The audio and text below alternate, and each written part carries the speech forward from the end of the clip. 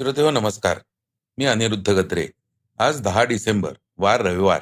आपण ऐकत आहात सकाळचं पॉडकास्ट. राष्ट्रीय तपास एजन्सी आणि दहशतवादी विरोधी पथकाकडून राज्यभरात 44 ठिकाणी तर कर्नाटकात एका ठिकाणी छापेमारी करण्यात आली. यामध्ये 15 संशयित दहशतवाद्यांना ताब्यात घेण्यात आलंय. कॅश फॉर क्वेरी प्रकरणात तृणमूल काँग्रेसच्या खासदार महुआ मोइत्रा यांची खासदारकी रद्द करण्यात आली आहे. या प्रकरणामुळे अनेक प्रश्न निर्माण झालेत. आता त्या पुन्हा निवडणूक लढू शकतात का? संसदेतील या प्रकरणात कोर्टाकडून त्यांना दिलासा मिळू शकतो का? असे अनेक प्रश्न निर्माण झाले आहेत. काय आहे हे प्रकरण? जाणून घेऊयात सविस्तर. द कंट्री ऑफ ब्लाइंड या चित्रपटाला ऑस्कर 2024 साठी नामांकन मिळालंय. ऑस्कर लायब्ररीतही द कंट्री ऑफ ब्लाइंडने स्थान मिळवलंय. अत्यंत कमी वयात आतापर्यंत 3 विश्वविक्रम करणारा नागपूरचा चिमुकला कराटेपटू राघव भांगडे हा आणखी एक विक्रम करणार आहे. याविषयी थोडक्यात ऐकूयात. आजच्या चर्चेतील बातमीमध्ये ऐकणार आहोत मनोज जरांगेंनी फडणवीसांना काय इशारा दिलाय. चला तर सुरुवात करूयात आजच्या पॉडकास्टला एका महत्वाच्या बातमीने. राष्ट्रीय तपास एजन्सी आणि दहशतवादी विरोधी पथकाकडून राज्यभरात 44 ठिकाणी तर कर्नाटकात एका ठिकाणी छापेमारी करण्यात आली. यामध्ये 15 संशयित दहशतवाद्यांना ताब्यात घेण्यात आलंय. यामध्ये घाटकोपर ट्रेन ब्लास्ट मधील साकीब नाचन आणि त्याचा मुलगा शामीन नाचन या दोघांना ताब्यात घेण्यात आलंय. साम तसेच अटकेतील इतर संशयितांकडून बॉम्ब बनवण्याचं साहित्यही जप्त करण्यात आलंय. यामुळे मोठा कट उधळण्यात आलाय. मिळालेल्या माहितीनुसार या कारवाईत इसिसचं नेटवर्क नष्ट करण्यासाठी ही कारवाई करण्यात आली आहे. मुंबई पुण्यात 2 बाईक चोरांना अटक करण्यात आली होती. यातून इसिसच्या नेटवर्कबाबत खुलासा झाला होता. त्यानंतर पुणे पोलिसांनी हा तपास एटीएस कडे दिला होता. एटीएस कडून हे संपूर्ण प्रकरण NIA कडे देण्यात आलं होतं. यानंतर आता इसिसचं नेटवर्क नष्ट करण्यासाठी NIA ने पुढाकार घेतला असून आज पहाटेपासून मुंबई पुण्यासह ठाणे शहर, ठाणे ग्रामीण, भाईंदर तसेच कर्नाटकात एकाच वेळी छापेमारी करण्यात आली. यामध्ये कर्नाटकातून 1, पुण्यात 2, ठाणे ग्रामीणमध्ये 31, ठाणे शहरात 9 आणि भाईंदरमध्ये 1 अशा 44 ठिकाणी छापेमारी करण्यात आली. तसेच यामध्ये 15हून अधिक संशयित दहशतवाद्यांना ताब्यात घेण्यात आलंय. कॅश फॉर क्वेरी प्रकरणात तृणमूल काँग्रेसच्या खासदार महुआ मोइत्रा यांची खासदारकी रद्द करण्यात आली आहे. यामुळे वातावरणही चांगलंच तापलंय. ही चुकीच्या कामाची शिक्षा असल्याचं भाजपने म्हटलंय.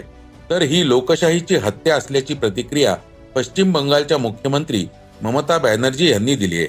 या प्रकरणामुळे अनेक प्रश्न निर्माण झालेत. आता त्या पुन्हा निवडणूक लढू शकतात का? संसदेतील या प्रकरणात कोर्टाकडून त्यांना दिलासा मिळू शकतो का? असे अनेक प्रश्न निर्माण झाले आहेत. काय आहे हे प्रकरण? जाणून घेऊयात सविस्तर. पुन्हा निवडणूक लढता येईल का? आर्थिक देवाणघेवाणीचे जे आरोप लावले आहेत त्याची CBI पडताळणी करत आहे. जर हे आरोप खरे ठरले तरच याला गुन्हेगारी प्रकरण समजलं जाईल. त्यानंतर महुआ मोइत्रांना निवडणूक लढवणं अवघड होईल.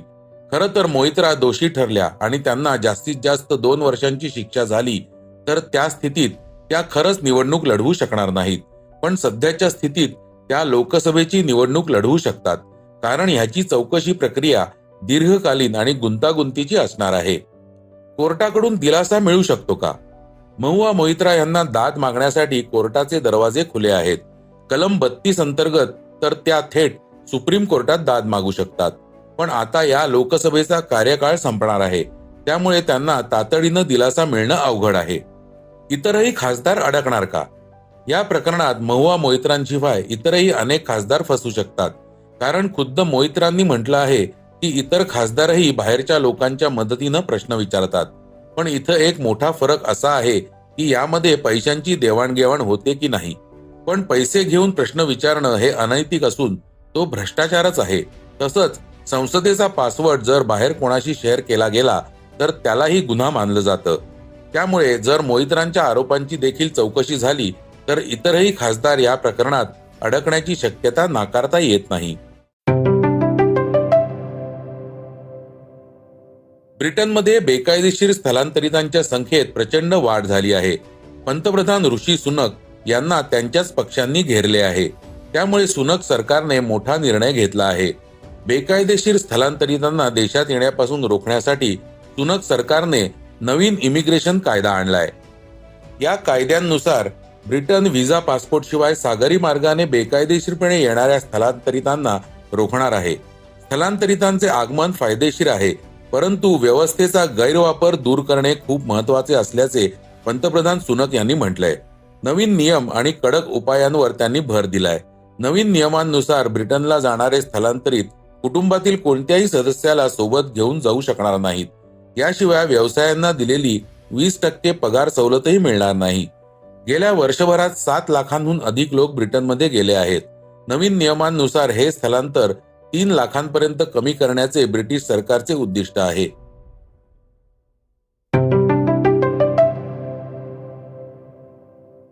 आता आपण ऐकणार आहोत आजच्या वेगवान घडामोडी.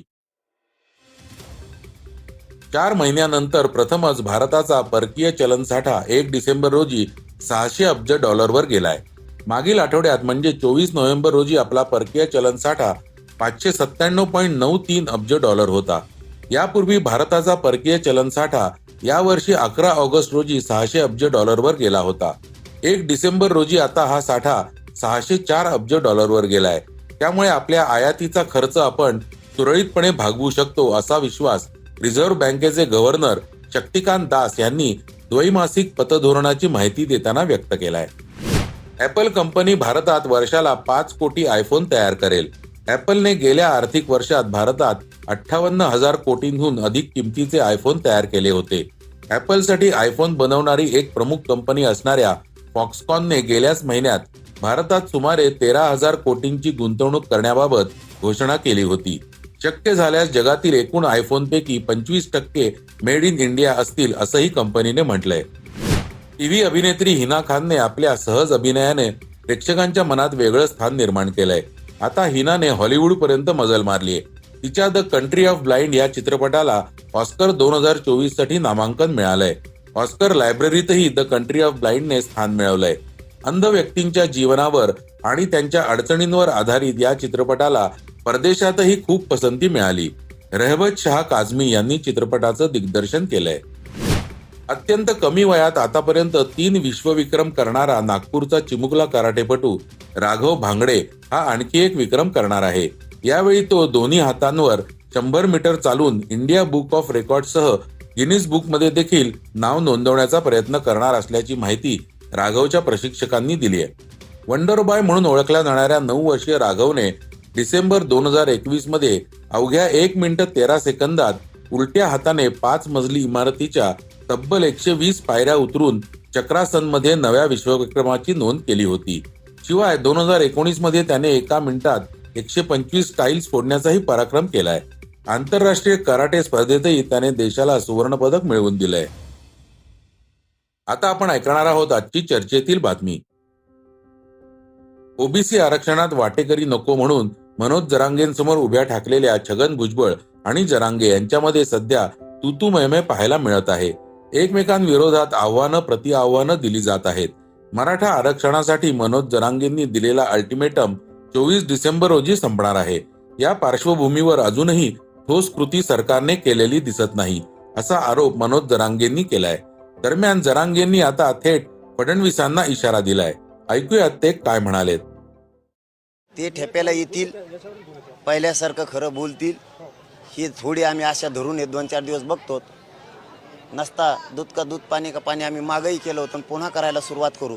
त्यांनाही आम्ही ते बोललेलं जे आहेत फडणवीस साहेबाला मराठी पुन्हा उघडे पाडणार आणि त्यांना पुन्हा ते खोटं बोललेत त्या रोषाला सामोरं जावं लागणार आहे. त्यांनी समजून घ्यावं. फक्त त्यांनी त्याला न घाबरता, त्याच्या दबावात न येता मराठे सुद्धा तुम्हाला गरजेचे आहेत हे लक्षात ठेवून त्यांनी पूर्वीच्या त्यांच्या स्टेटमेंटवर यावं, त्यांच्या भूमिकेवर यावं. नसता तुम्हाला जर तेव गरजेचं आहे तर तुम्हाला मराठे बी गरजेचे नाहीत कसे आणि आहेत कसे मराठी सिद्ध करून दाखवू दे. मग एकटेच त्याच्या गळ्यात हात टाकून हिंडा तुम्ही. मराठ्यांचा विचार मग इथून पुढे तुम्ही सोडून द्यायचा. तर श्रोतेहो, हे होतं आजचं सकाळचं पॉडकास्ट. आजचं सकाळचं पॉडकास्ट तुम्हाला कसं वाटलं हे आम्हाला सांगायला विसरू नका. युट्यूबवर देखील तुम्ही सकाळचं पॉडकास्ट ऐकू शकता. त्यावरील तुमच्या प्रतिक्रिया, सूचना आमच्यापर्यंत जरूर पोहोचवा. आणि सगळ्यात महत्त्वाचं म्हणजे सकाळचं पॉडकास्ट तुमच्या मित्रांना, कुटुंबियांना नक्की शेअर करा. उद्या पुन्हा भेटूयात. धन्यवाद. वाचा, बघा आणि आता ऐका आणखी बातम्या isakal.com वर. तुम्ही हा पॉडकास्ट सकाळच्या वेबसाईट आणि ऍप वर सुद्धा ऐकू शकता. विसरू नका या पॉडकास्टला आपल्या आवडीच्या पॉडकास्ट ऍप वर सबस्क्राईब किंवा फॉलो करायला.